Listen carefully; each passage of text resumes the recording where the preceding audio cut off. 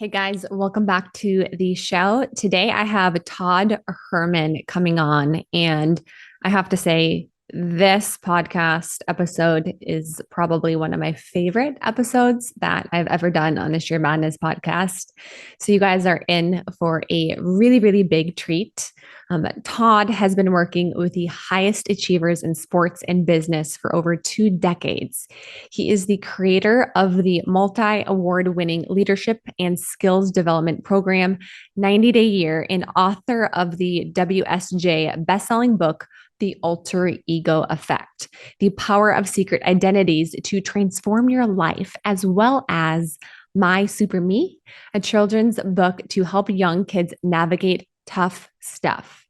And all of today's podcast is all on the alter ego.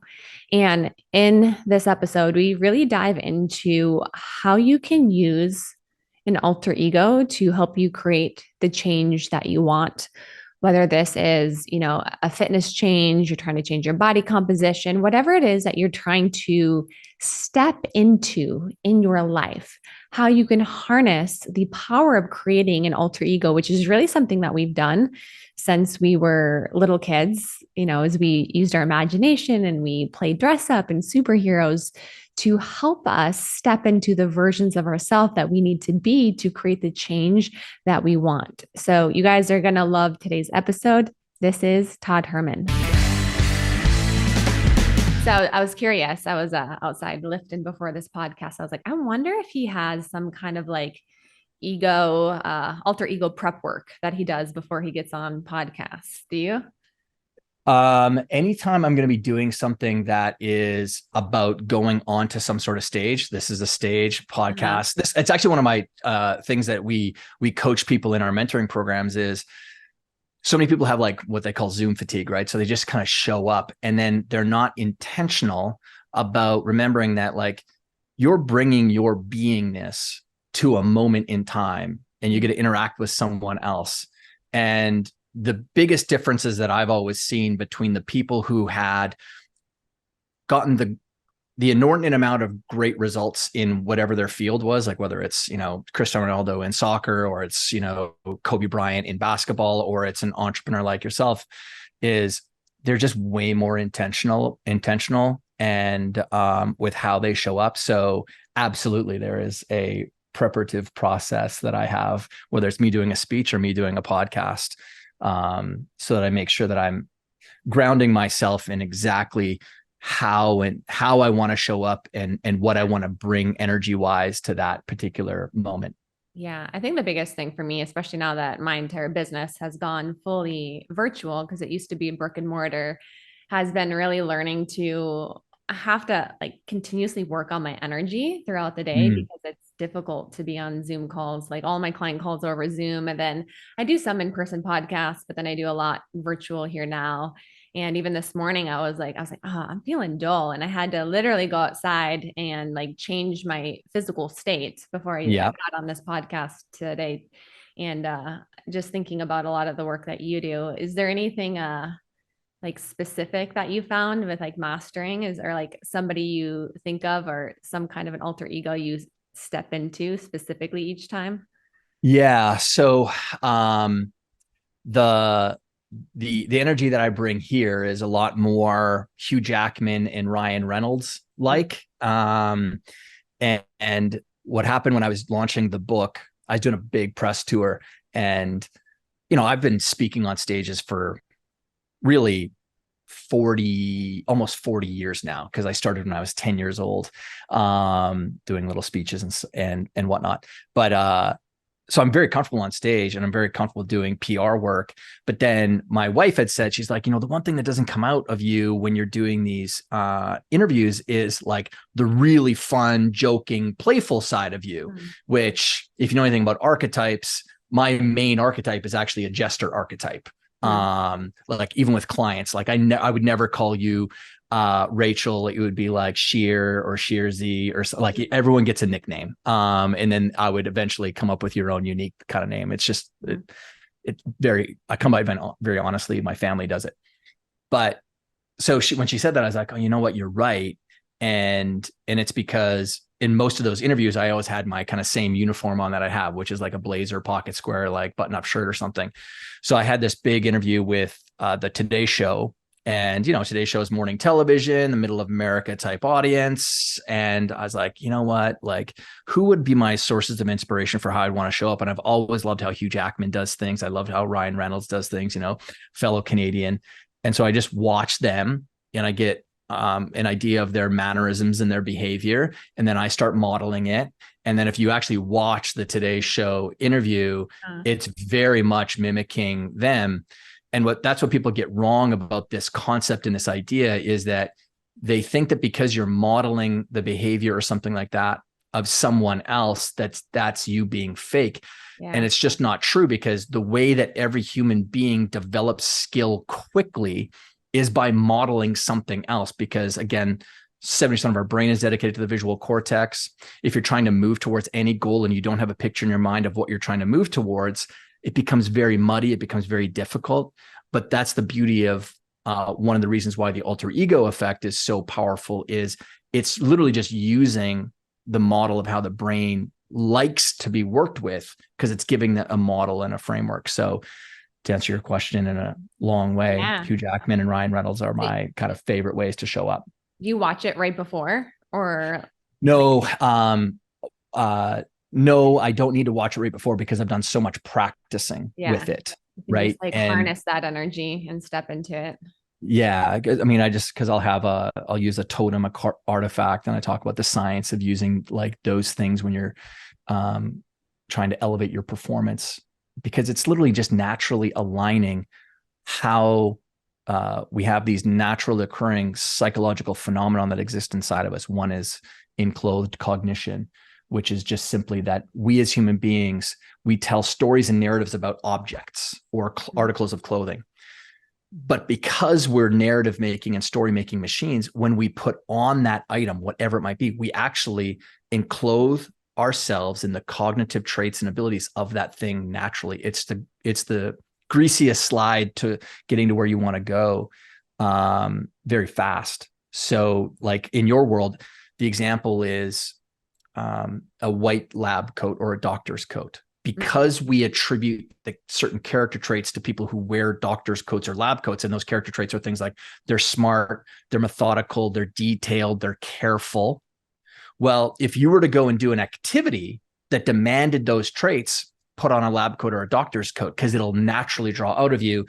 And I talk about it in the book. The Kellogg School of Management did that test, and they did it on something called the Stroop test, which is the test where you've got a bunch of words of colors, so yellow, blue, red, but they're colored. The actual color of the word is different than the word itself. So you might have the word yellow, but it's done in red. And your job in the Stroop test is to say the color that you see, not the word, because our brain processes language first and then color second. And anyone who was wearing a doctor's coat or a lab coat did the test in less than half the time and made less than half the mistakes. And that's because of enclosed cognition. Huh. So it's kind of like when I actually get ready and I work from home, I'm way more productive instead of when I'm in workout clothes and all of that. That's a true one that I experience quite a bit. But I know I've heard you talk a bit about objects, right? Like things you can carry. I know Tony Robbins talks a little bit about this too. It's almost like an anchor, right? Yeah. Well, but then over time the anchor becomes a ritual for you. And that's one of the things that I talk about with a big difference. So like in the general kind of personal development world, the words habits and routines come up a lot. And I look at that stuff as like table stakes, meaning like, yes, of course, good habits, good routines are going to help set you up for a good performance. But there's a very large gap between how the elite performers in the world versus the ones who are even just good on the team operate. And that's, we really create rituals. And rituals, the difference between rituals and routines and habits is rituals is the story and the narrative about why you're doing it.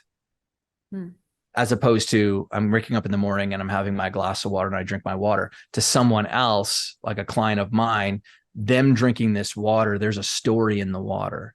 And this water was sourced from a different place, or this is the water that I drink every single day, and it represents the toughness that I need in order to go out and do the things that I need to go and do. Now, objectively, someone else sees me just drinking water. And that's why you can't evaluate performance, or you can't tell the story of, I see Patrick Mahomes and he does this routine before every single game.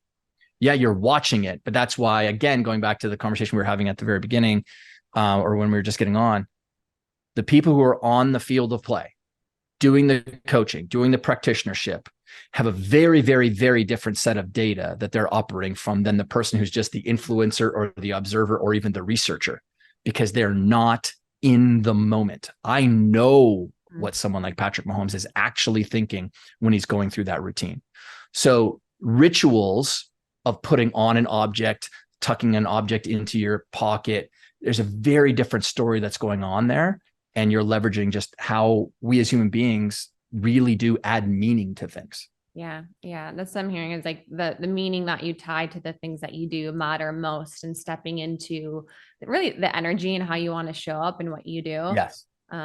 For everybody who's listening, because I know we've already kind of dove into like talking a little bit about the alter ego, but give the audience a little bit of a background of what it is that you do and how you help people.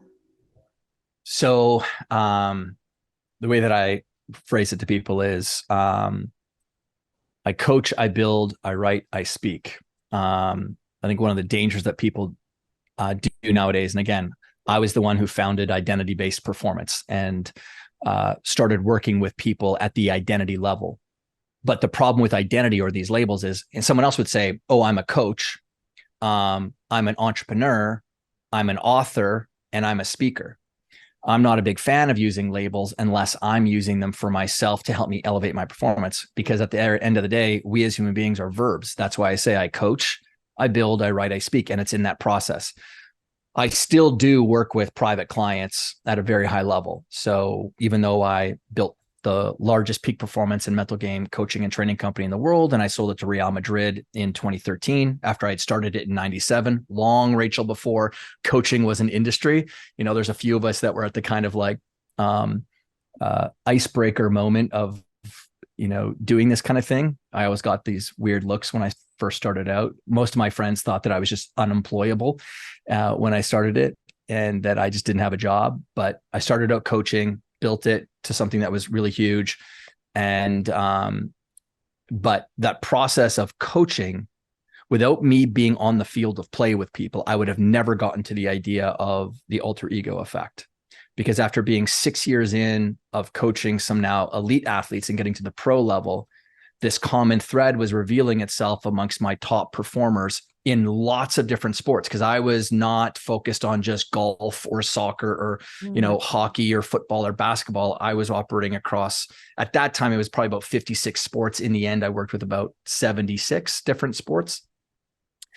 But this golden thread that kept on revealing itself was we'd have these athletes that would say things like, you know, when I go out onto the field, I have this persona that I step into, or I have this identity that I use, or I have this alter ego. They use all character, all these different words.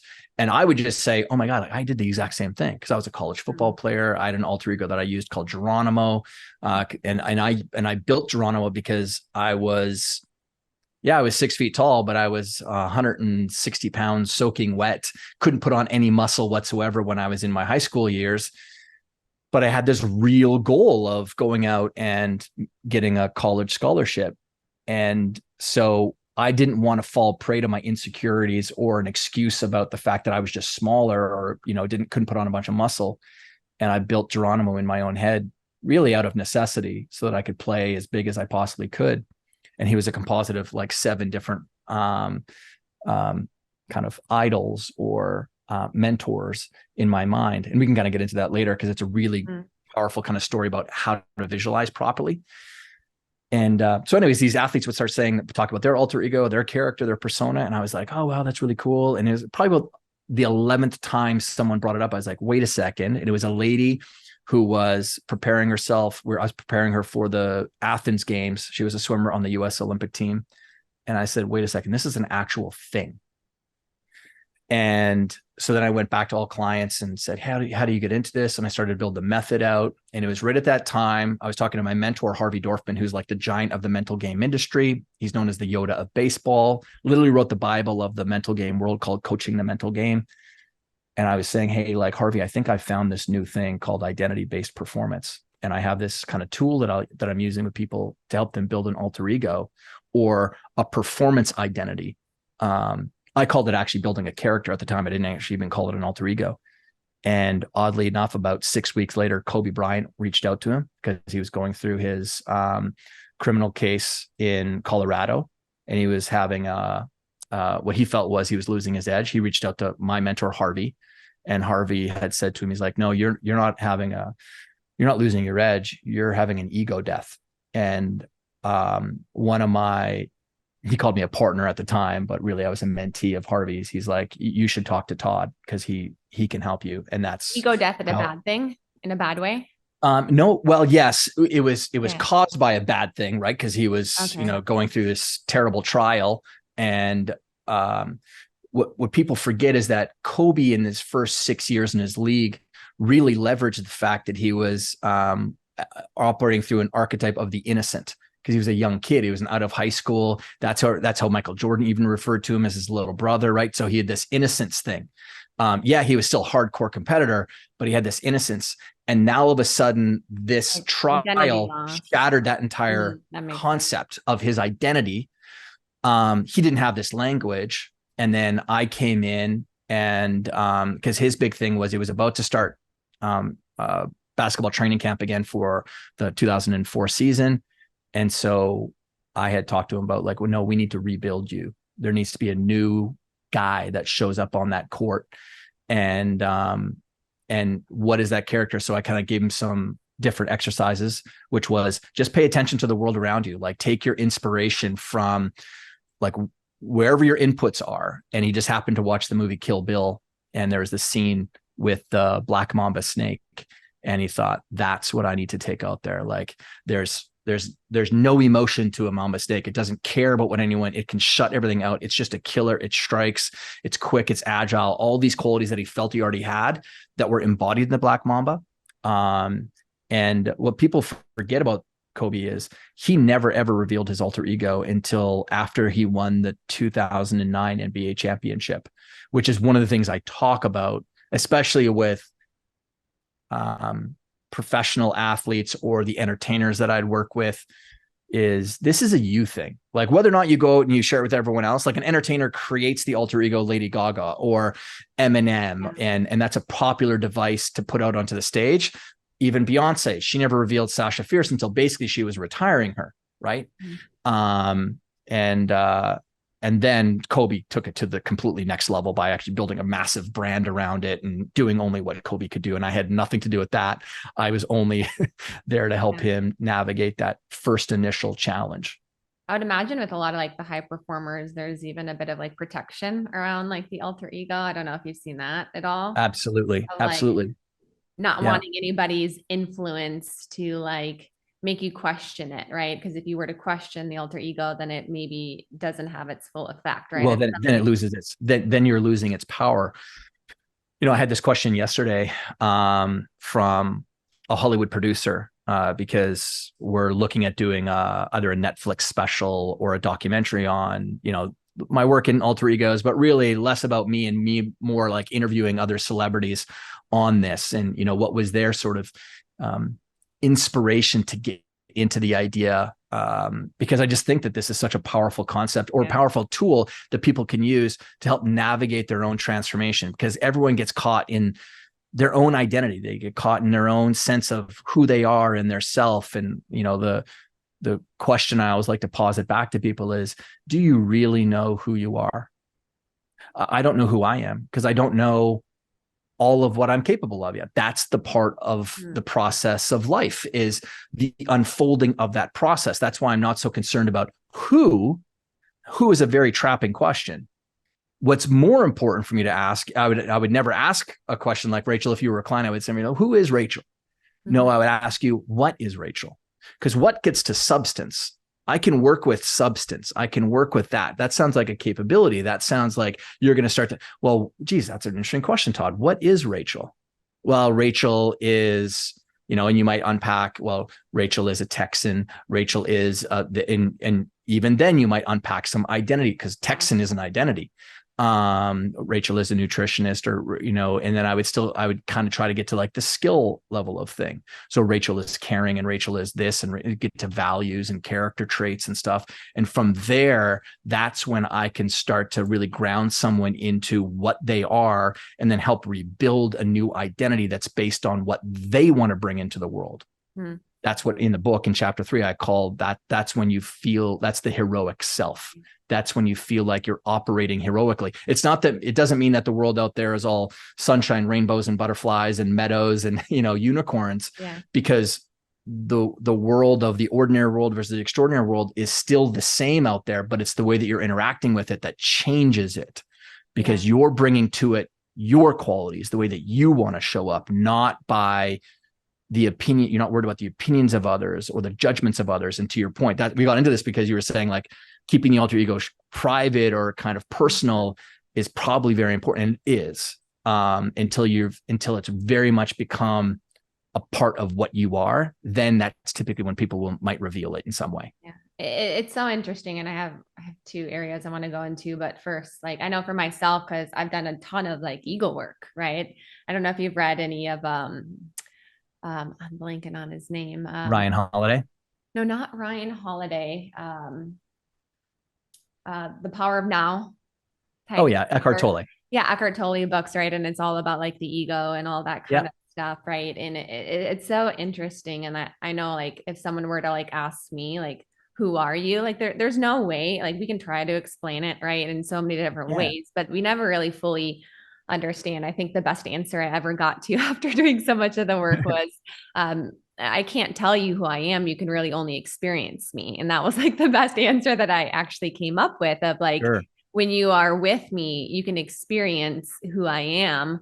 But I can try so many different ways to describe who I am based off of whether it's accomplishments, the work that I do, other different traits that I associate myself with. I could say things like, I am powerful, I am a creator, I'm a visionary, but still at the core, it's all based off of the ego. But I do think, the ego is powerful.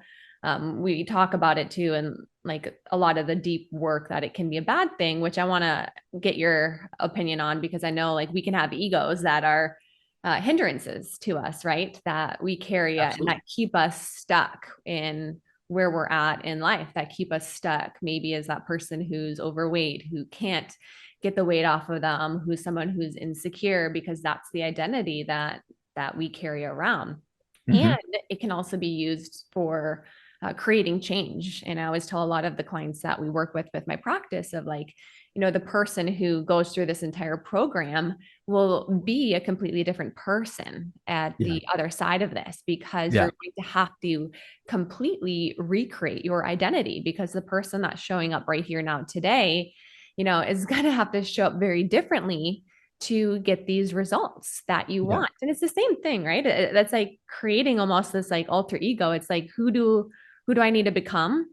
Yeah. Right. How does that person act? What are they doing in their morning? How are they thinking, and creating that based off of the results that you want in your life. And I think for some people, it's that gap that's difficult, and really being able to step into that.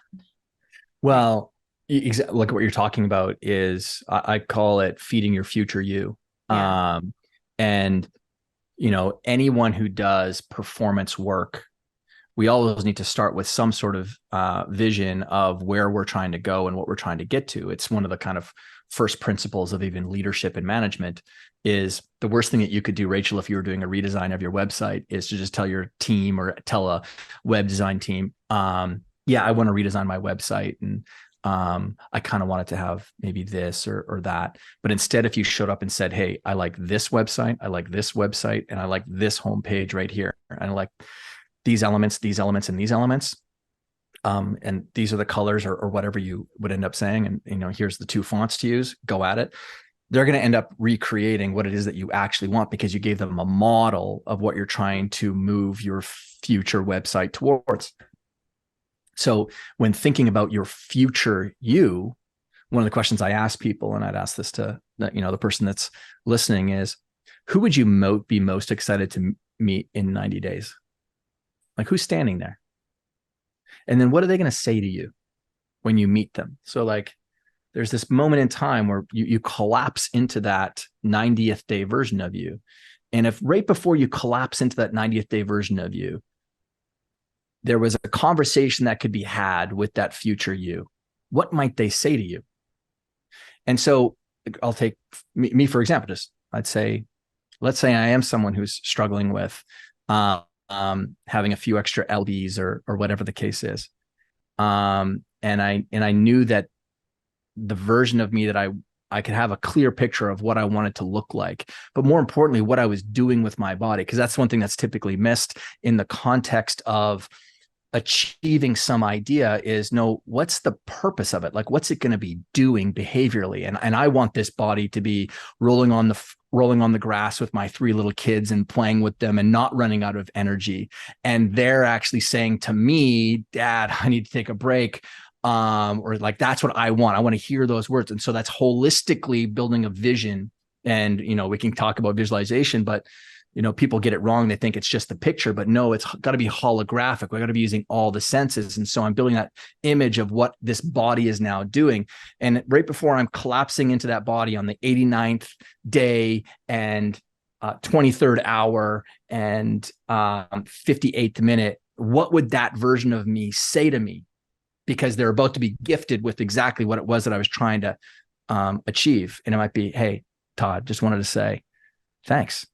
Thanks for staying so disciplined on those days when you wanted to like have that chocolate bar or eat the popcorn or grab the midnight stack.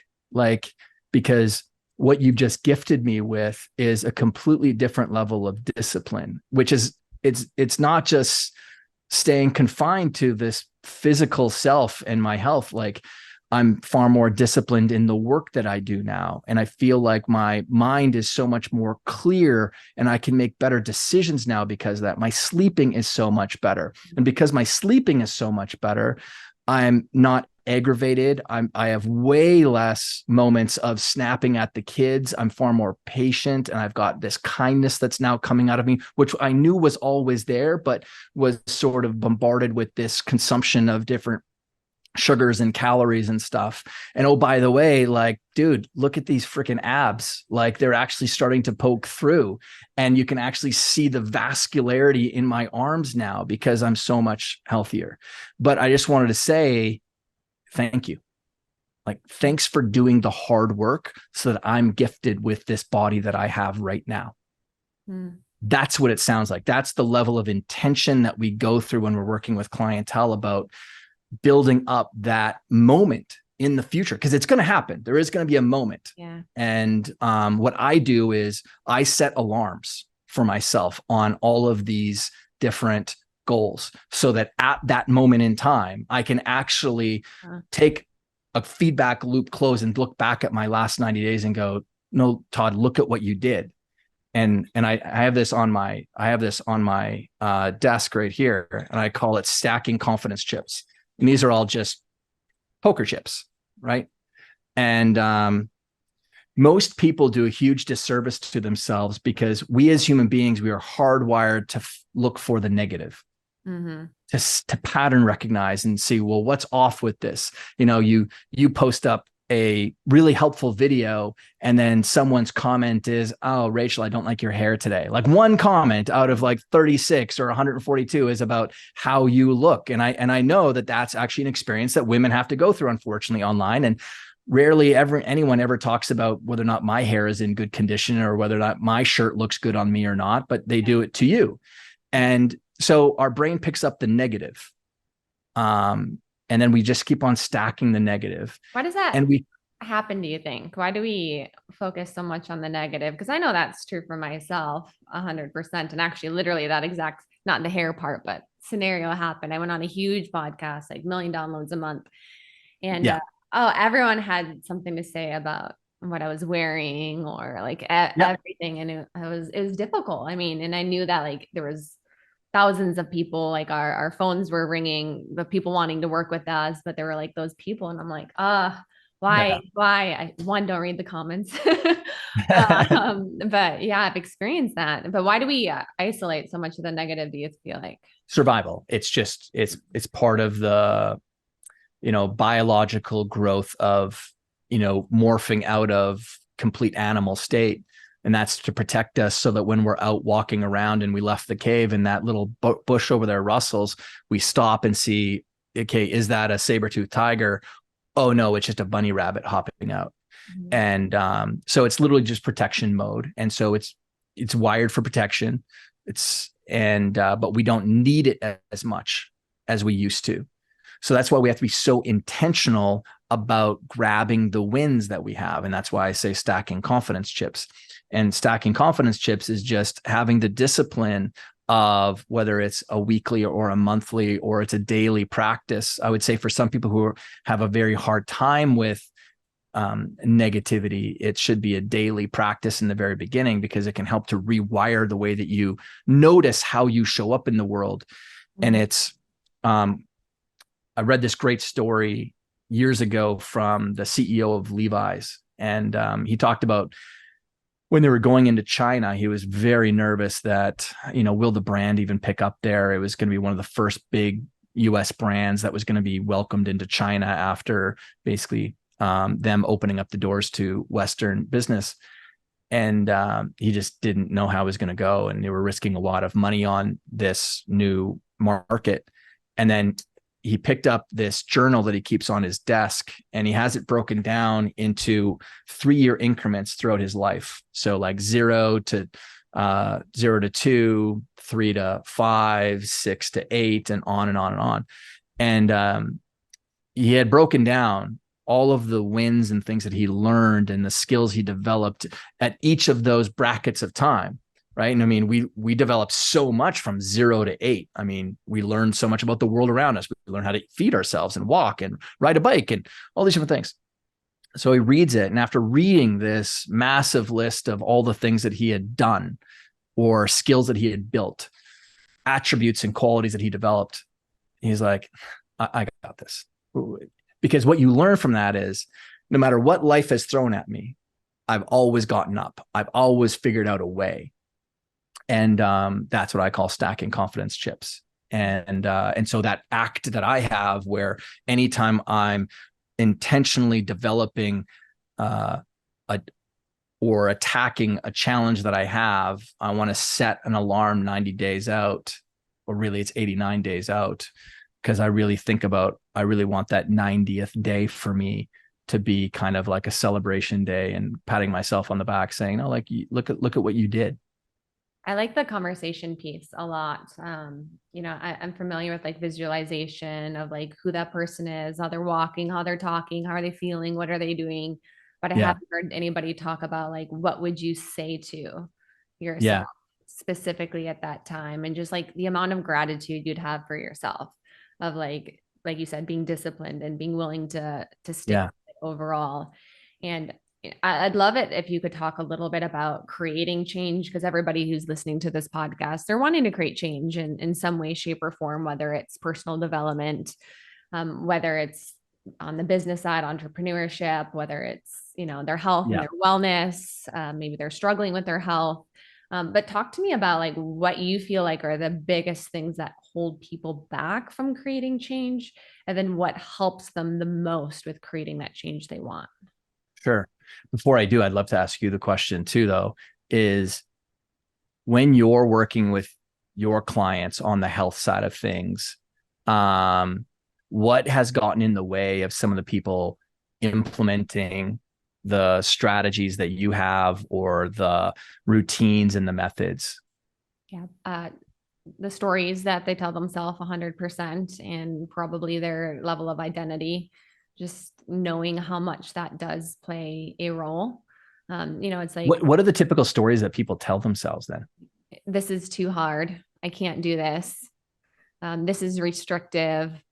There's a lot of everything missing out on, right? So like when someone's going on a weight loss journey, like we are, I think anybody, right? When we are creating change, like what is difficult is what we're losing because we've done our certain habits in our life because we've gotten some benefit out of it, right? It's like Yeah. a smoker gets benefit out of smoking, even though it's causing all these issues. So for most people, it's like, oh, I'm now missing out on social events, or I can't eat a lot of the foods that I quote unquote enjoy.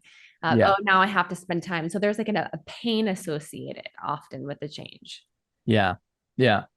Um, and I mean, all of those things I would just be challenging people because even the idea that something is hard, I would send back to someone and say, wouldn't it be amazing to be the type of person who conquers hard things though?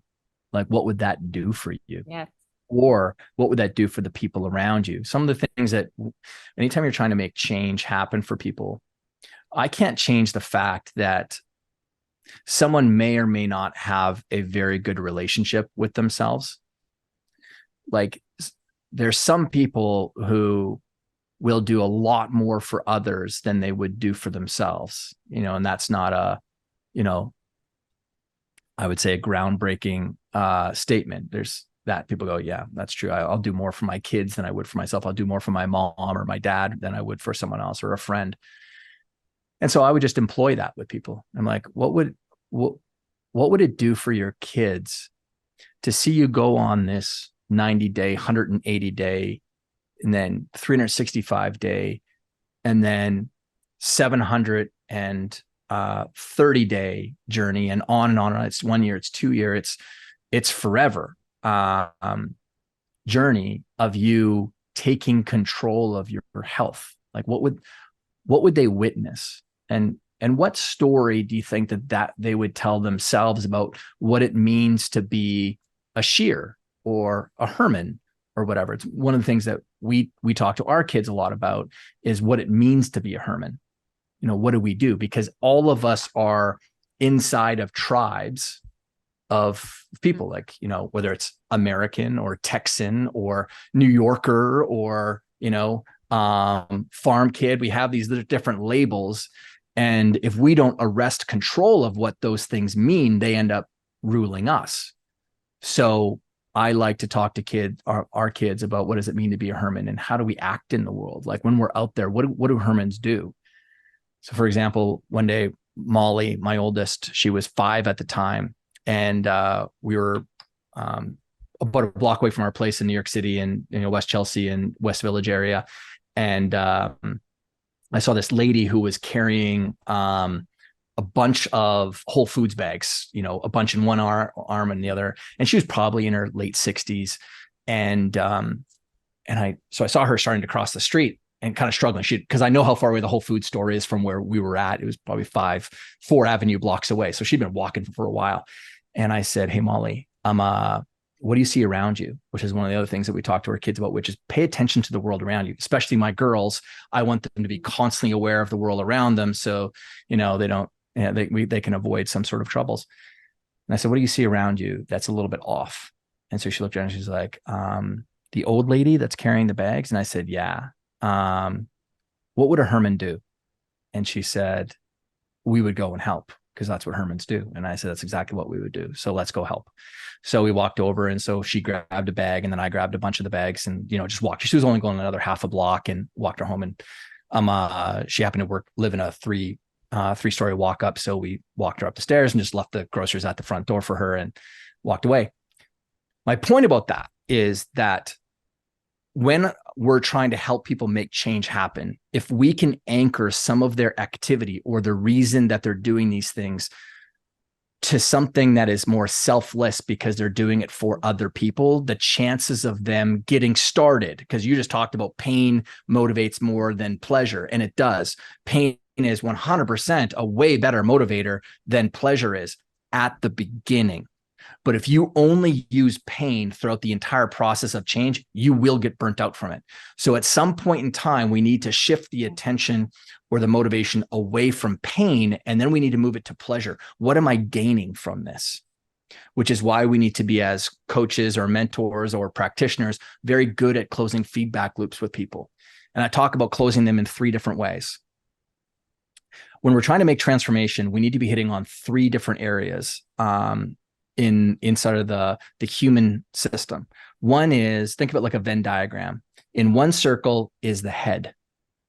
So the head is clarity.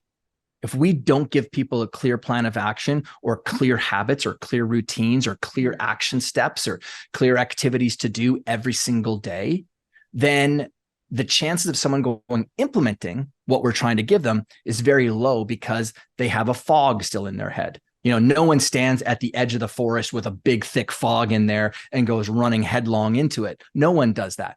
But when the fog is lifted and there's a path that's laid out in front of you, you'll go for the sprint because it's very clear in front of you. But the second part is then we have to connect to the heart of someone, the emotion of someone. And that is really when someone can see themselves doing it. So Rachel, on your page, if you were frustrated because you weren't getting the right types of people coming into it, the very first thing that I would do is I'd go look at the mirror that's your website. And I'd say, okay, well, what types of pictures or stories are on here of others that are, the model of who you want to have in as a client?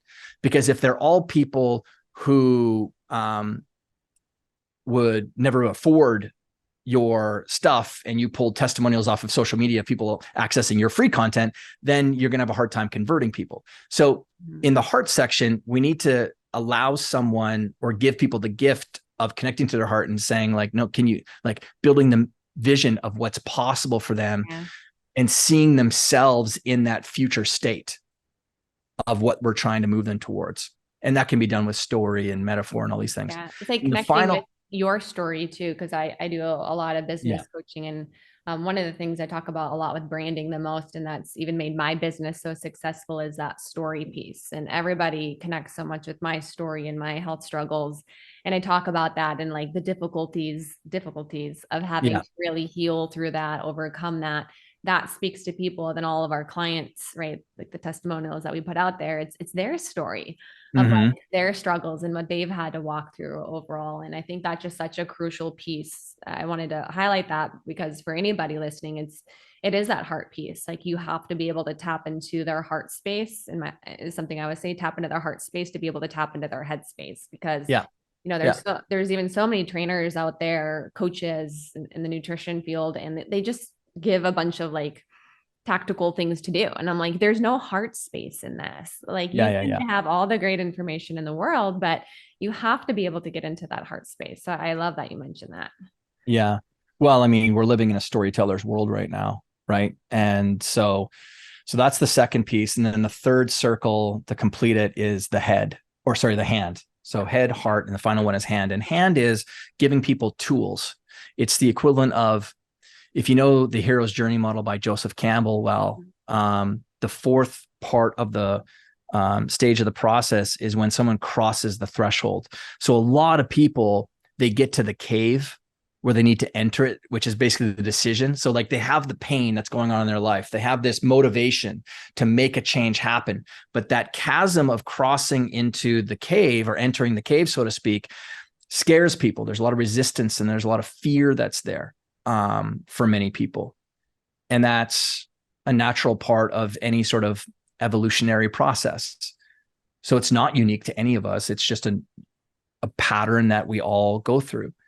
So my responsibility as a coach is I want to try to give you a tool that you can hold in your hand. It's the equivalent of Obi-Wan Kenobi gives Luke Skywalker the lightsaber. And because Luke doesn't have the confidence and the vision to see himself being this, renegade who can save the universe yet, or the galaxy, he feels like there's something magical in his hand with the lightsaber that could probably help him. And so, the tool in our world could be a template. It could be a cheat sheet. It could be a poster that's put up on there. It could be a special pen or a cup, or it could be the box that you send people in the onboarding that's got it's just something. It's an artifact that's there to bring people into the vision of what's possible. But when you connect the head, the heart, and the hand, at the very center is change. So if you're missing out, if you're someone who is a practitioner, or you do help people, or you are someone who operates on, social media, and you're just struggling with the fact that you might not be changing people as much as you would like, it's go back to any one of those three. Because there's a lot of people who tell stories. They're great storytellers, but they're not very good at building clarity in people's minds, or they're not giving people tools or artifacts. So, and when you say tools, explain a little bit more what you mean by that. I understand clarity, or like the head piece of it is like, I need clear direction. So like, for example, in my business, it's like, here's your nutrition plan. This is what you're going to do in the morning. Here's your macros. Like, this is what you're going to follow. This is how you're going to follow it. This is how you're going to track it. Like, very clear direction there. And then the heart is like, hey, this is why I'm doing it, right? Like, I'm doing this because of that version of myself that I want to step into. I'm doing this for my family. I'm doing this for my kids. I'm doing this because of, I've watched all of these other people and what they've been able to change with their life. And I connect so much with that. And then the hand, you said that's the tool. And what would be some examples of a tool in this instance? Well, you've already talked about it. So like the place that they're tracking something, right? Like, so whether it's the Google Sheet, or it's you using MyFitnessPal, or, like whatever the tool is, because you're the authority, and because Obi-Wan Kenobi is the authority, and he's anointing the power of this lightsaber to someone. And so because Rachel says, use this app, and the great thing is some people have already been exposed to the app or the thing before, but it's coming from Rachel, and Rachel says, no, it doesn't have to be 17 pages of Google Sheets. It's literally just, we're going to use this one simple thing. And that's the other thing, is that's how you make the head and the hand connect, because everything overlaps, right, in a Venn diagram. So the head and the hand, what we want to have that's in the middle there is something that's simple, especially for anyone who is new to something. It's like, no, dude, we don't need to make this super complicated. The enemy of peak performance in my world is complexity. Peak performance is actually about subtracting, removing, and deleting. So that's bringing simplicity into the equation. So, another thing could literally just be, me sending out a stack of confidence chips, and I just tell people, like, put these on your desk, right? Or another thing is this. So like, this is my little daughter, Sophie. And, but I've got these little statues of my kids that sit on my desk. And that reminds me of one of the reasons why I show up the way that I do. I tell my kids about how important it is to honor the family name of Herman. And so my interaction with Rachel is, I want it to be a positive one. And so that when she walks away, and whether or not we're best friends after or whatever, but she goes, oh, you know what, that Todd Herman guy, he's a good dude. Or, I like where his heart is at, or I like the way that he shows up, or whatever the case is. So that could be the tool. It could be a scale that you send to people, like just changing people's environments. I didn't know if it was like a physical tool. My mind at first went to like, I know for a lot of clients we've worked with, I like to kind of pre-frame them, right? Even before they get to the hard parts. And I'm like, just so you know, the first 3 weeks are typically where most people want to quit. And this is where it tends to be a little bit harder. Just so you know, like, this is normal. So when this comes up for you, and when you're like, okay, this is difficult, I'm making all of these changes, and you're noticing these thoughts come up, I want you to remind yourself of this conversation we're having, because this is normal. And this is actually everything that our clients go through. And I tell this to you because you're going to remind yourself it's normal. You're going to say, this is exactly what Rachel said was going to happen. And then you're going to continue to act in spite of, and this is an affirmation I use, and I give it to them. I'm like, I continue to act in spite of thoughts, feelings, moods, and emotions, because I know the person that I'm going to be stepping into and why I'm doing this for. And I remind myself of that. And I give them that sometimes, like, as a tool, or different tools like that, and kind of pre-frame. So would that be considered a tool too? I don't know if it was. Well, I mean, that is that's a story, and that's like connecting head and heart at the same time. What I would do is, and what I do is, I want to create a language that's custom to Rachel's world.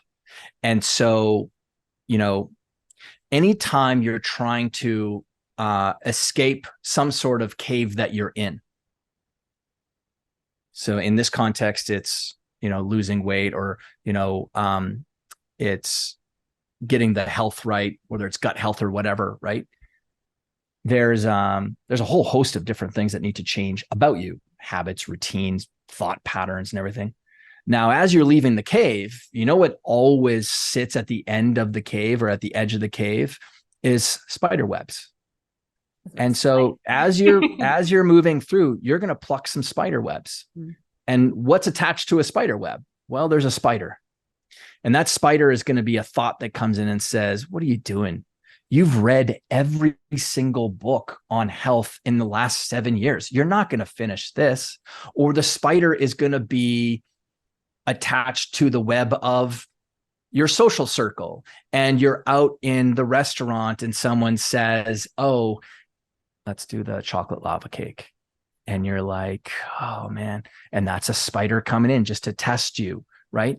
And so what I want you to do is, anytime you find these little spiders that are coming in, I want you to text me, or I want you to email me, whatever your mode of communication is. And I just want the subject line to say spider. And then if you want to explain what it is, or you don't want to explain, because I'm going to have a standard response back to you every single time regarding that spider. And what that response is going to be is, congratulations. Because the amount of people that would have the discipline to recognize the spider, see it coming, and then follow through with a behavioral action of actually emailing me or texting me is extraordinarily rare. And that is reserved for the absolute most premium of people. It changes the paradigm. Completely changes it. And because I want to change the story about what it means when these things come up, because what I don't want someone to have as a narrative is, oh, I'm a bad person because I'm thinking negatively about this transformation that I'm going through. It's like, no, the whole point of the transformation is to draw towards me. I want to go running through fucking spider webs, Rachel. I want as many of these sons of bitches to attack me as they possibly can, because I will bring them into the light of day and they won't like it. It's like the quote I give to people all the time: fear cannot hit a moving target. It's too lazy because it sits on the couch. Fear sits in stagnant water. Fear sits on the couch. But the moment you get your ass moving, it will not be able to catch up to you because it's slow. So the frame for me is, I want to reward people for plucking spider webs. Yeah. And having that awareness, because sometimes we don't even know that they're there. And we just fall back into old patterns. That's what makes transformation or change such a powerful activity to master in our worlds, because once you master that, the fear of the change goes away, because change is happening no matter what, like whether someone wants to admit it or not, because we need to use nature as our best meta model to explain much of how life works. And there is only two states in nature: growth and decay. There is no homeostasis. Something is either growing or it's dying or decaying. And so change is always happening. And if you're unaware of the change, it typically means some area of your life is decaying. The relationship with your kids is decaying because you're not giving them sunlight and water and nurturing that area. So it's decaying in some way, or it's growing. Yeah. And what I'm hearing from you too about the story with the spiders as well, is it's almost like creating a different reality with change too, a different identity with change, right? Where you were like, I'm running full speed into these spiders because that's the person that I am. And I go into what's hard and I destroy, I don't remember what you said, but it was awesome. I destroy all of the spiders, and it's like a new identity revolving around that change of like, yeah, this is hard. Bring it. That's the type of person. And I mean, by the way, just to like model it back to the person, just the fact that we're having this conversation, because we're standing on this particular area of the mountain. The chasm that you crossed to even get into my world is a massive chasm. Do you know that there's 1.8 million people who follow me through email newsletter or through social media? Do I have 1.8 million clients working with us right now? No, we have a couple of hundred. You crossed a huge chasm. So you're here. You've already ran through a bunch of spider webs, right? Because when you reached out to me, were you thinking, is she real? Like, is this thing going to actually work? Spider web, is this going to actually work for me this time? Oh my goodness, this is actually a bigger investment than I've ever invested in before, because I've always only done books, or I've done, shakes on Amazon or whatever. Now I'm going to actually work with someone. Spider web. Like, you've already, in order for us to have this conversation, you've already ran through a bunch of spider webs. Congratulations. You only have a few more to go. I love that. That's powerful. Yeah. But again, what did I just do? That's a head and a heart thing. That's story, that's heart, that's narrative, that's inviting someone into an identity that they actually are. Nothing is more powerful than inviting people into an identity that actually is them, that they're just not seeing right now. Because there's nothing about what I just said that is not true. And they go, because they can't argue with that. That's how I like to build up people's identity, is like reinforcing the capability that's already there. Look at what you've already done. Confidence chip. So a lot of what you're doing is like reinforcing identity that's already there, and is just shining a light a lot of what they've already came. Like, even for like people who come to work with us, it's like, you've already came this far, you've done this investment, you've done all of these things to get you here. It's just taking what you did here and repurposing it over here. Yeah. And what's it going to cost you if you quit on it now? Yeah. Right. Like, I mean, I don't know, like, I know how we operate and we really care about our clients. I don't know how many other people in the health and wellness space care as much as we do. I know that there are. I don't know how many. And so right now you're in our hands, and we're very motivated to help you, because we love seeing the versions of our clients on the other side of this. Mm-hmm. And so the cost of you quitting on this is going to be a destruction of confidence, a destruction of your decision-making. And when a human being doesn't have confidence in their decision-making skills anymore, it's like they just wake up every single morning with an arrow in the bow already cocked back and ready to fly at the beating heart of their next intention for that day. Yeah. That is the hardest thing to see, is when people do end up, quitting along the way. And we hope we never see that, but people do, and it's just like erodes confidence 100%. And there's nothing worth it than that. Like, that's the pain motivator.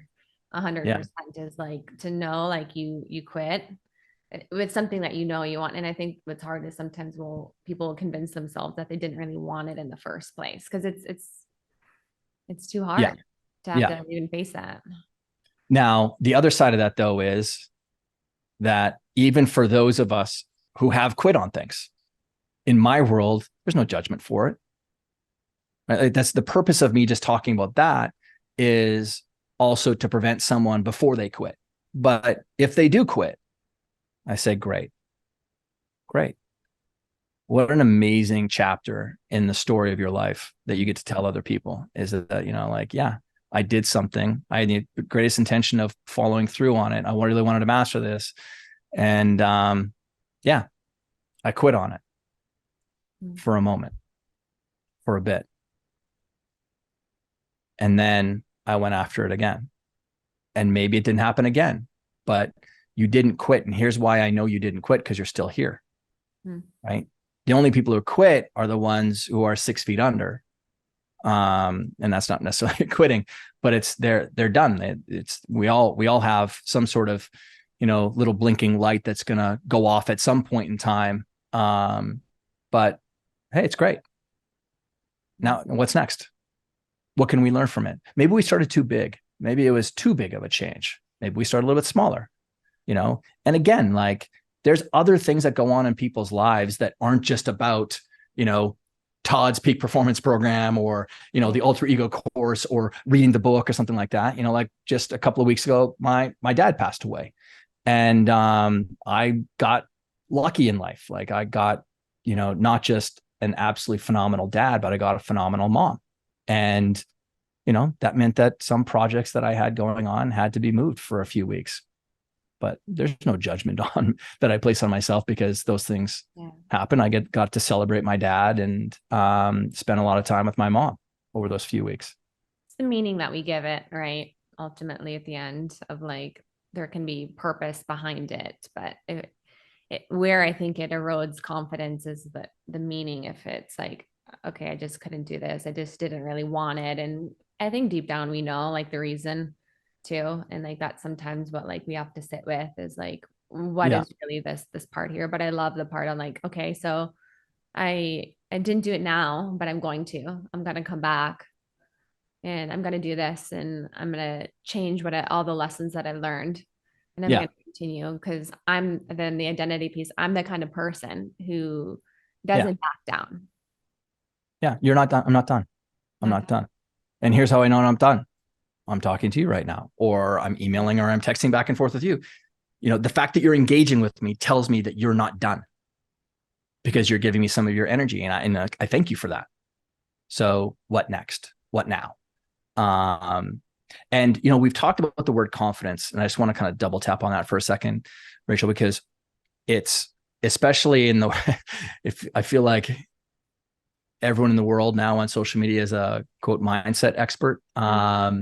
And, as someone who's got 19,000 hours of just one-on-one work with people like Kobe and Cristiano Ronaldo or Rafael Nadal and, other people, like there's a lot to helping a human being perform, and it goes a lot more past just mindset stuff. In fact, the very last place I ever wanted to make a problem with someone is their mindset, because what you and I both know is that the moment it's like an up here thing, because of spiritual traditions, self-help and personal development, information, books, content, we know that when something's a problem between the 6 inches of our ears, it's a belief issue.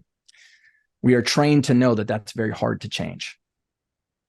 It's like the reflex of looking at the negative versus the positive. The bush is rustling over there. We're hardwired to know negative. Like what is that?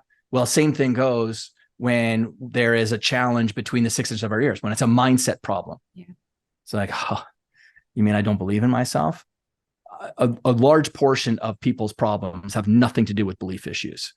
And those are pebbles in people's shoes that I love to pluck out right away. I'm like, whoa. I don't think you have a mindset issue. So even me, as someone who built this massive, mindset and peak performance and mental toughness coaching company, rarely did I ever make something a mindset problem. And so the reason I was bringing this up, because we were talking about confidence. Confidence, people think is something that you always have with you, but there is a larger frame that I think I want to invite people into. That is, every single thing I've ever tried to produce, every training or any speech or a book or piece of content, or when I'm working with someone on a call or I'm on a podcast or media thing, at the end of the day, the only thing I care about is whether or not we're getting to the truth, or if someone is trusting themselves. That is the ultimate level of peak performance. Because trust is at the DNA level. When you trust your decision-making, when you trust yourself, many of the maladies that people struggle with their decision-making or their choices or their habits, routines, the way that they show up in the world is many times it's because they don't trust themselves. When you're an athlete competing in the winter games and you're on the side of a mountain that looks like a vertical cliff that has a fresh sheet of ice on it because it kind of rained that day, and you're about to go do slaloming through a bunch of very narrow turns, you had 100% trust your capability. It's not about confidence. And trust comes down to three things. It's actually about time. And trust is about, in looking at the past is your preparation. How well did you prepare yourself for now, this present moment? Okay, because that's the present tense. So past, how well did I prepare myself for this moment? Because that's all I have is this moment. That's the only thing I can act on is this moment. And then the future is the plan. What's my plan for how I'm going to get down this hill? The preparation wasn't about my plan. The preparation was developing the muscular strength and the endurance. The preparation was my skills and abilities for doing tight turns on icy conditions. And the preparation was for being the 18th person to go down this pathway on a non-groomed run. And how are you going to handle that? Are you going to lament the fact that you didn't get the fresh groomed run like the person that went number 1 or number 2? No, you're not going to, because that's going to build mental weakness. Now you're not going to trust yourself anymore. And your plan is, how am I going to get down this thing? What's my plan for an icy condition? Am I going to take slightly wider turns? Am I going to gun it, and take the turns super tight to try to minimize the amount of turn that I have to do in order to get around each of the different flags? And if you can have trust in your prep, trust in your plan, that increases the likelihood that you're going to trust the person that's standing there at the top of that mountain, about to point those skis down the hill and just go. And then it comes down to, in that moment, and I'm sort of inviting people into the world of the inner game of the athlete, but it completely ties into the stuff that we do, is typically there's a phrase that we have that is the go phrase. And for some people, it all depends on kind of their spiritual or mental makeup. It could be let go and let God. It could be let's go. Could be something like watch this, here we go, but just something that's resonant to you or resonant to, for some of my clients, their alter ego. That could be a phrase that the alter ego would use. But it's the equivalent of what I talk about in, I think it's chapter 14 of the book. That's like the ground punch. It's like, all right, I've got it all. It's all right here. Now I just got to get out of my own way and just let it go. So if trust, past, you said the past, and preparing is with the past, right? Is what you were saying? Yeah. Preparation, how you prepared yourself for this moment. Yeah. The plan. And then what was number 3? And and so you got past is prep, plan is future, and the now is the present. Now. And what we bring into the now is the phrase to just let go. And that's trusting that this human body, this development, this IQ, EQ, everything else is custom built for this moment. I built myself for this moment. That's the whole point of all the work that I did. It's like you and I, the worst thing I could be doing in this moment with you is questioning how I'm showing up on this podcast, right? That means that there's some sort of weakness in either my prep or my plan for this call. And I'm not just trusting that the person I need to be for this moment is here. And I might look back a year later and re-listen to this podcast and go, you know what I would change is that. Well, of course I should look at it that way because I've improved, hopefully. So me looking back at some of the things I used to do isn't me looking back and going, oh my God, look how terrible I was. No, what I'm looking back at is the gap and the delta between what I've become and what I was. And I'm like, oh, sometimes you forget. Actually, because I've a whole stack of my journal since I was 13 sitting over there on the wall. And I look back at some of the stuff I wrote when I was 22 and I'm like, damn, kid, you're kind of a little bit smart back then. And then there's some other things that I wrote where I'm like, oh man, if I could just go back and just don't worry about that. Or if I could go back and say, you know what, lean into that one more. And then I go, well, okay, now what's the 20-year ahead version of myself going to say to me now? I wonder what he would say. And it's a great mental muscle exercise of being able to detach and disassociate from the current ego that we all have and go, I wonder if I'm on the right path to getting to that 67-year-old version of myself in the future, because I'm currently 47. And I wonder what he's going to say to the 47-year-old version of me.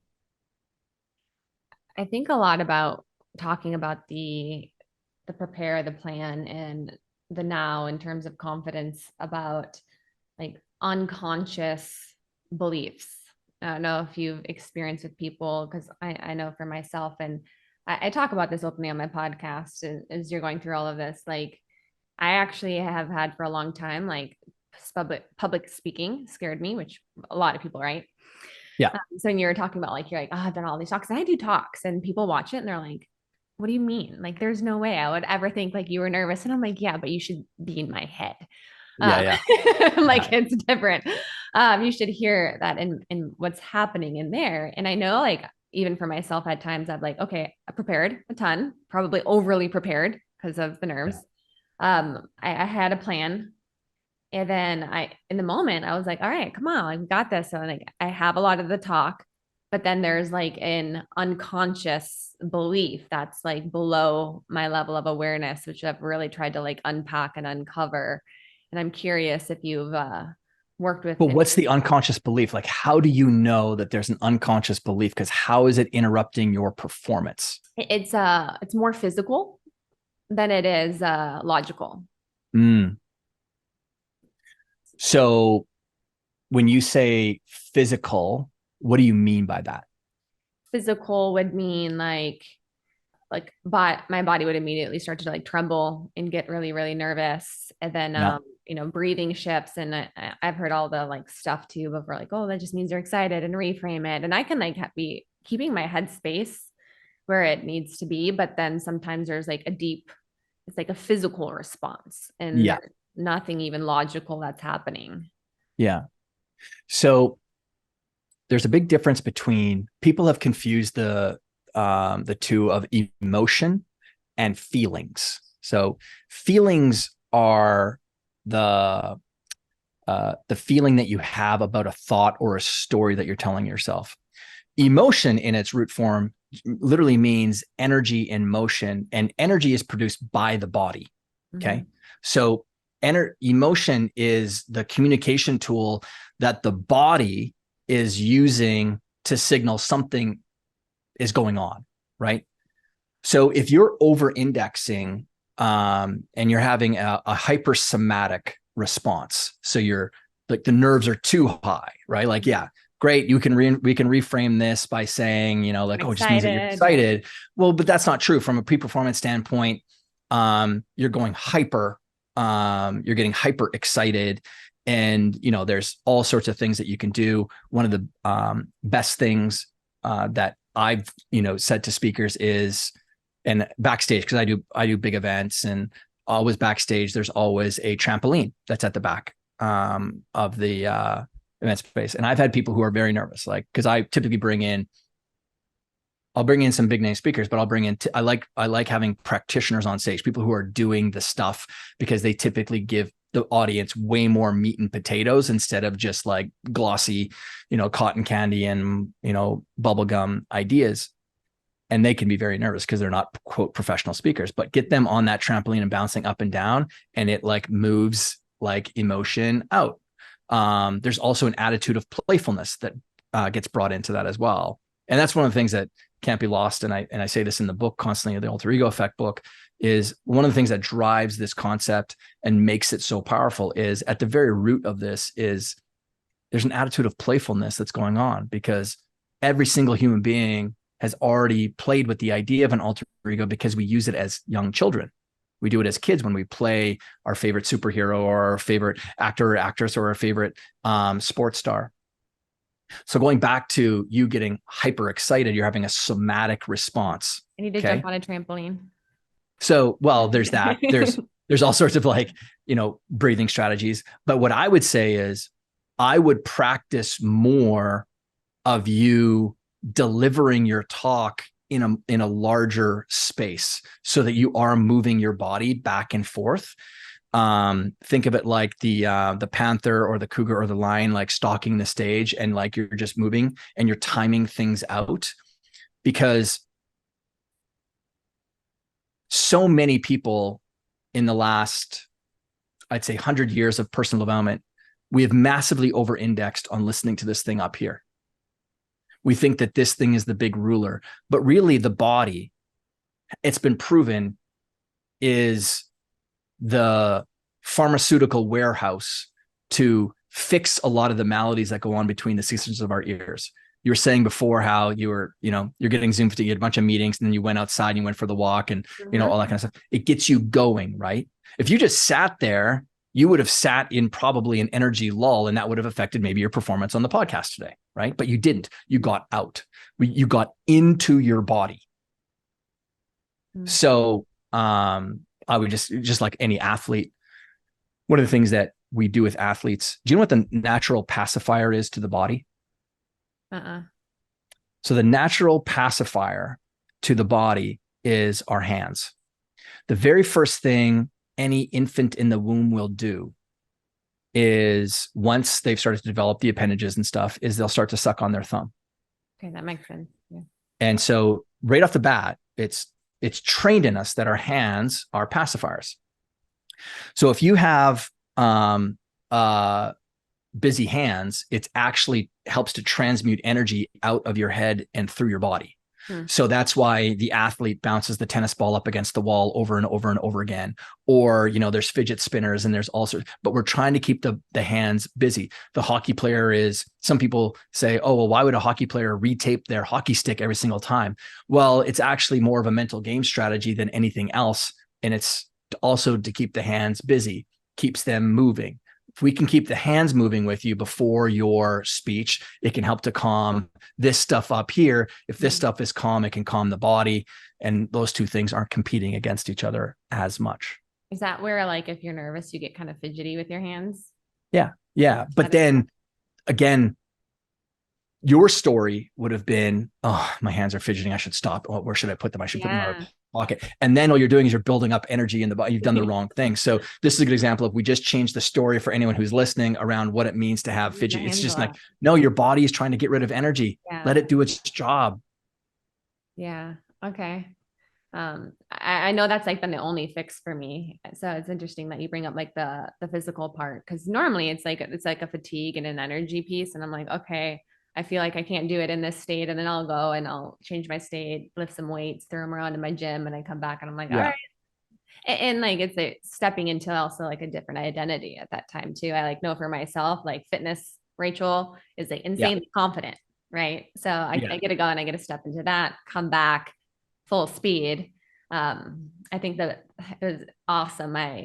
One of my last speaking events that I got to do, I hacked the whole thing, and it was I'm like trying to recreate this. But I had to talk. I didn't know I was talking that day. I had no idea. I thought I was talking the next day, actually. Oh, okay. So I did not do like any of like my normal prep or like any of the thoughts and things that came up. But then I found out like a couple hours before that they changed the schedule, and they're like, no, you're talking today. Yeah. They're like, and I had like that moment of like freak out, but then I got really excited because I realized in that moment, I didn't have to go through any of the pre-night nerves like the night before, where I would normally go to bed and I would be like, okay, I have to talk tomorrow. I hope I get a good night's sleep. And, some of that kind of stuff that would normally come up the night before. And it ended up being like my best talk ever, with like energy and everything. And I was like, man, I need to figure out how I can like trick myself and recreate that again, because I had like the best energy I'd ever had, thinking that I wasn't even talking that day and then getting to talk. So I always wonder like what happened there. So from my experience with so many other performers, because I've worked with a lot of people with Broadway or Hollywood or singers and performers as well, is that my takeaway from that for you is that you haven't allowed your concept of yourself as a speaker yet to catch up with your skills and capabilities. So sometimes we have skills and capabilities that are 100% available for us to perform at a really high level. But this thing up here, or the identity and how I see myself as a speaker, or insert whatever that role is, I don't see myself there yet.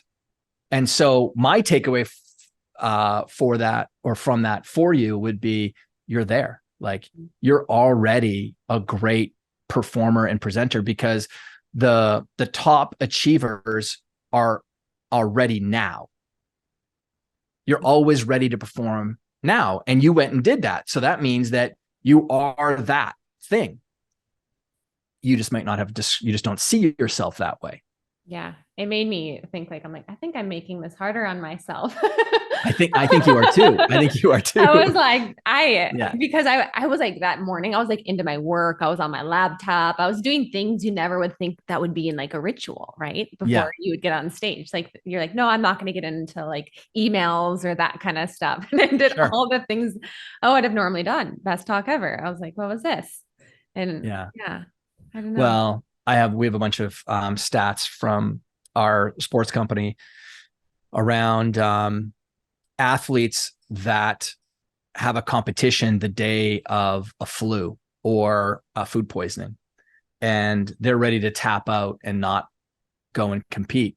And I always encourage them, no, I think you can do it. And they're like, wait, what? And I'm like, no, you can do it. And statistically speaking, if the basketball player had 3 games that week, that would be the game. That would probably be their best performance of the week. And the reason is because if you're going in sick, you're only going in to survive the game. There is zero expectation that I've got to be like the person who holds up the team today. And expectations are one of the things that can hurt performance for people.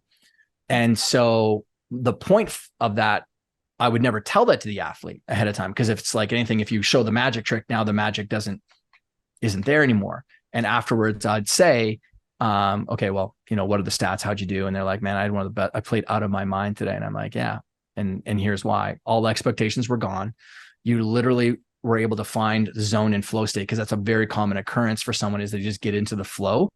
And so much of that is biological as well as to what's going on inside the body. But it's expectation. You didn't have a lot of expectations on yourself for that particular performance. Mm-hmm. That was awesome. It was great. Yeah. Yeah. That makes a lot of sense though. And what you were saying earlier, it's almost like imposter syndrome a bit. And that's kind of like the negative side of identity. Well,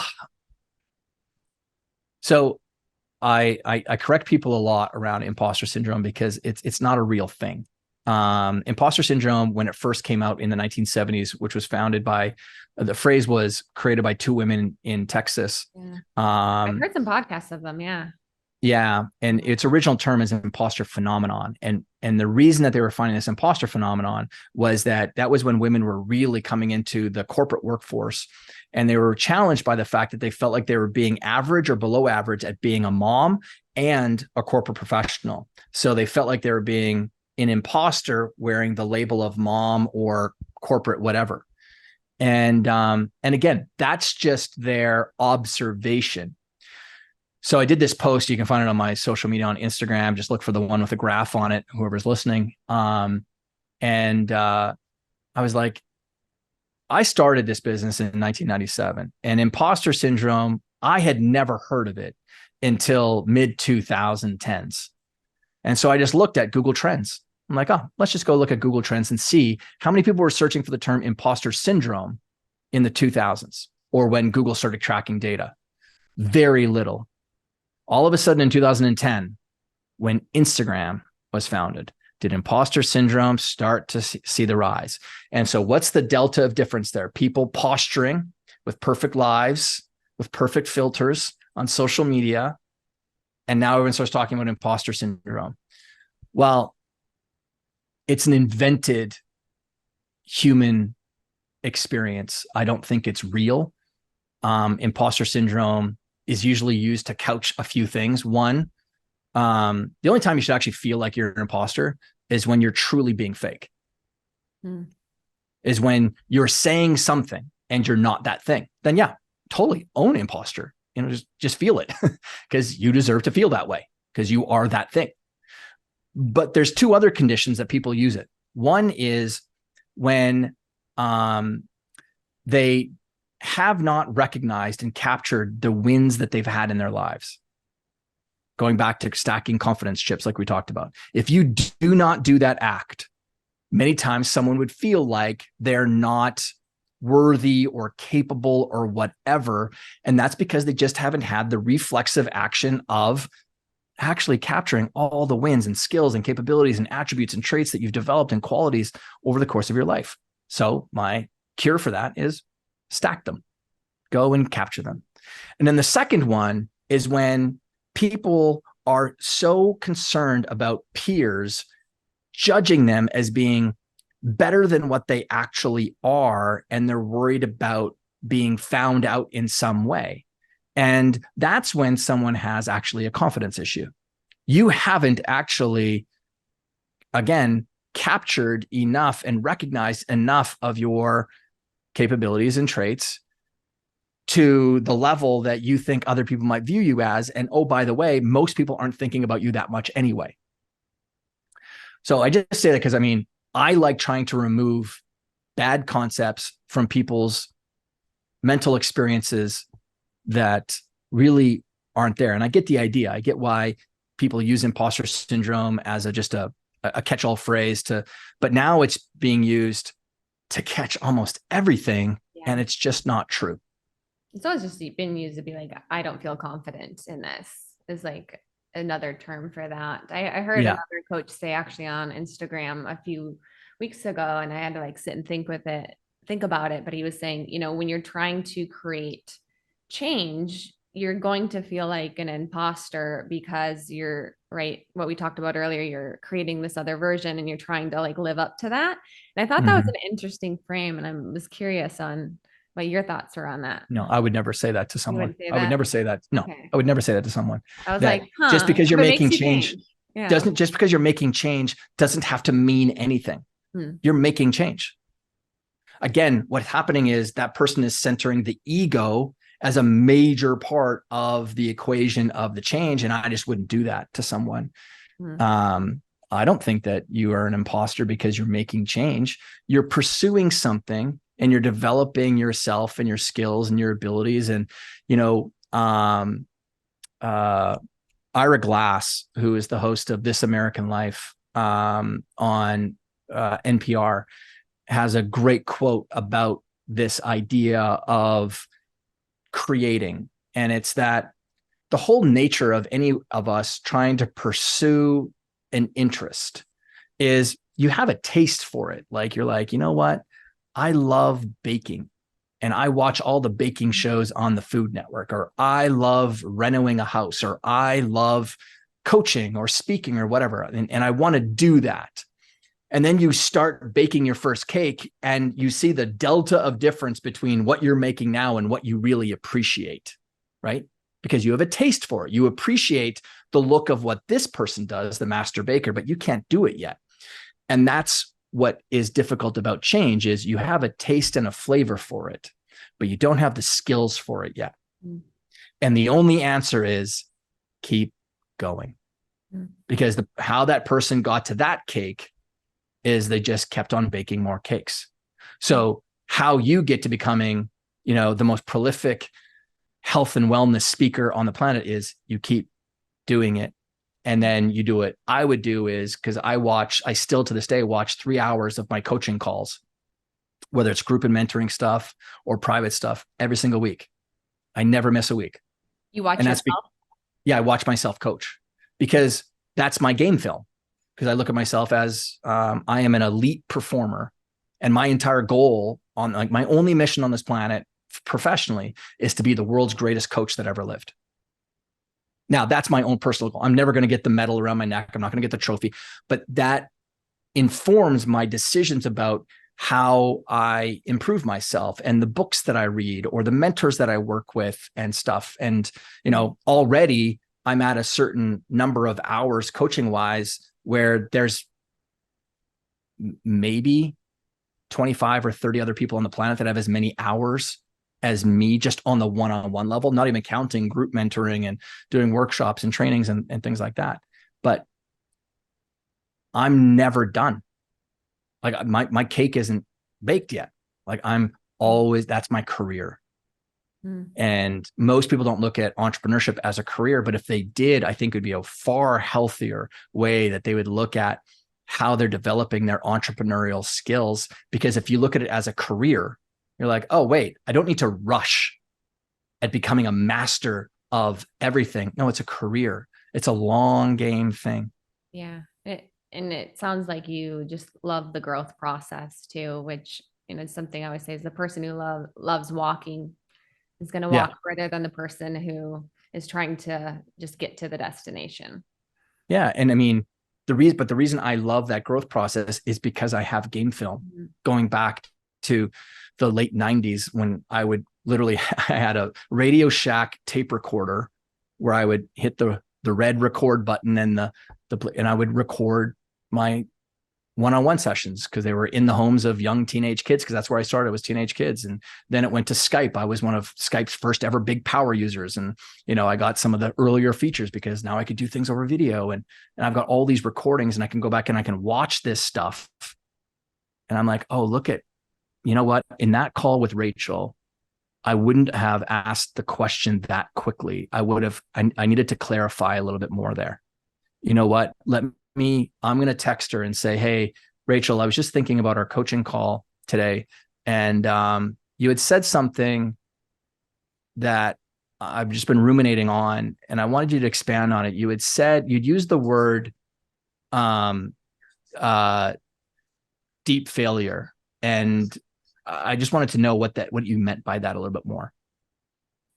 Hmm. And the message that you get then, Rachel, as a client would be, wow, Todd's the first coach or mentor or advisor, whatever it is, that actually followed up on a conversation that we had to get more information that makes you feel cared for. Mm-hmm.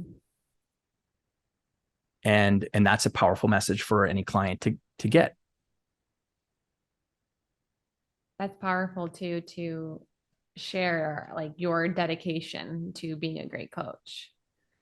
And I love it. I think this is just one of the, what a great way for me to spend my hours on this planet, like getting to work with amazing human beings who are trying to do difficult things and move past difficult challenges that are internal to them and create something that might be new for their entire family or, their community or whatever. Like, me to play a tiny part in that process for someone is just like the greatest way that I could spend my day.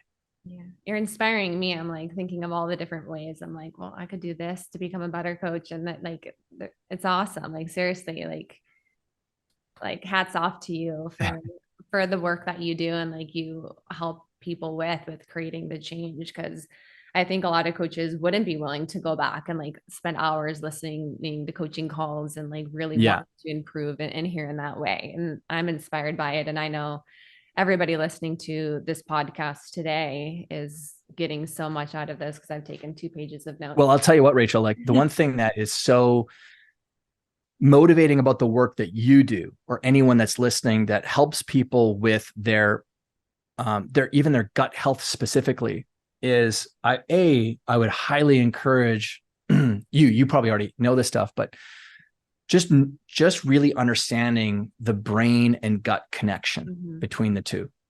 The challenge that I've had with like the life coaching or the personal development industry is the massive over indexing on making everything about an inner game or a mental. You need another goal setting. You need another book on personal development, or you need another, no, you don't. You know what? Some people don't need Todd. And it's because they're actually dealing with a chemical imbalance in their brain. They're actually dealing with depression. And depression shows up as fatigue and brain fog and, a lack of energy. And I massively empathize with that because, man, I battled that almost my entire life, is that. And the last thing I needed was a Tony Robbins seminar to go to. Why? So that I could just make myself feel like shit that I'm not doing all the things that all these other people are modeling for me. And I don't even know if they're actually doing it, but they're sure as hell talking like they're doing it. But what I've said to people is that sometimes your challenge is actually you've got a gut health issue, because gut health, when you've got a yeast infection in the gut, this, it actually mimics the exact same symptoms of depression. So some people are being treated with depression and going on pills that can be very harmful to them. And really, they have a yeast infection in their gut. And so for you, like, you helping people get control of their gut health is, I think, one of the most important things to be done, for humanity, because it can clear up so many of the damaging thoughts and judgments that other people have about themselves and how they're under indexing. I'm fatigued and I got brain fog, and it's hard for me to get really clear on what my goal should be or what I should be working on today. And we judge, because now we have social media telling us just how much that person over there is crushing it. And yet when you get that gut health stuff right, because I went through it, I got a really bad bacterial blastocystis hominis when I was living in Indonesia. And it just destroyed my guts.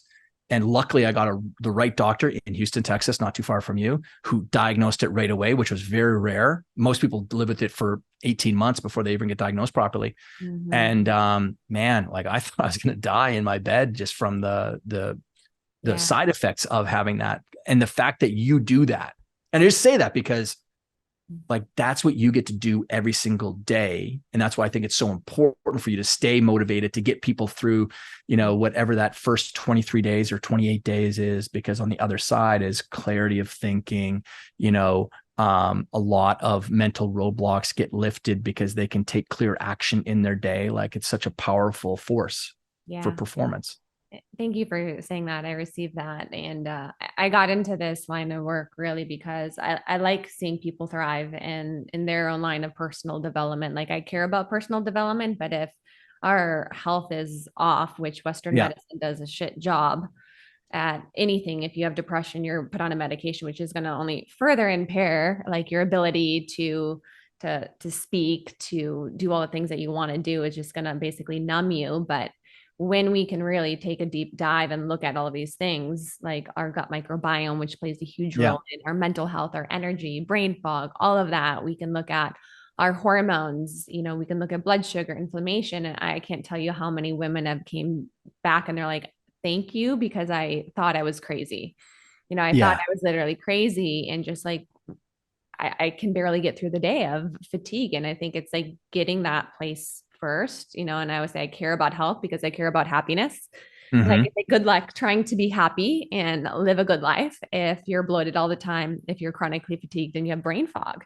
So that really does have to be the foundation. And then from there, it is a lot of this other work, which is fun. And it makes it that much easier. So I appreciate you saying that. I'm passionate about this work because I know what it's done for me. And I really think it's just, health for me, the meaning I give it is foundation ultimately. Yeah. I mean, I think it's a powerful force for good, like what you and others like you go and do. So hat tip.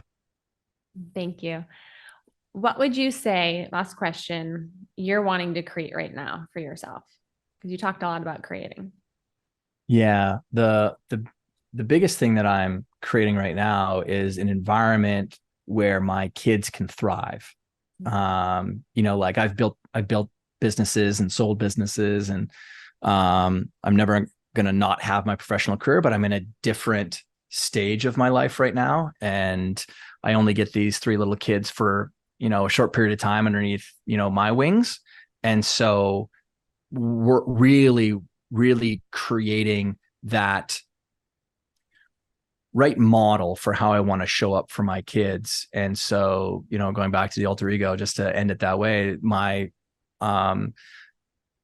source code and inspiration for who I want to show up like is a composite of my dad and Mr. Rogers. And I've got pictures of both of them behind me. That's why I have pictures of my mentors and stuff watching me, because I use them as my source of inspiration. And because I'm transmuting their energy, I want them to be watching me, just like if I was sitting inside of a stadium and they're watching me to see how am I showing up like them, and am I dishonoring their memory by not showing up like they would.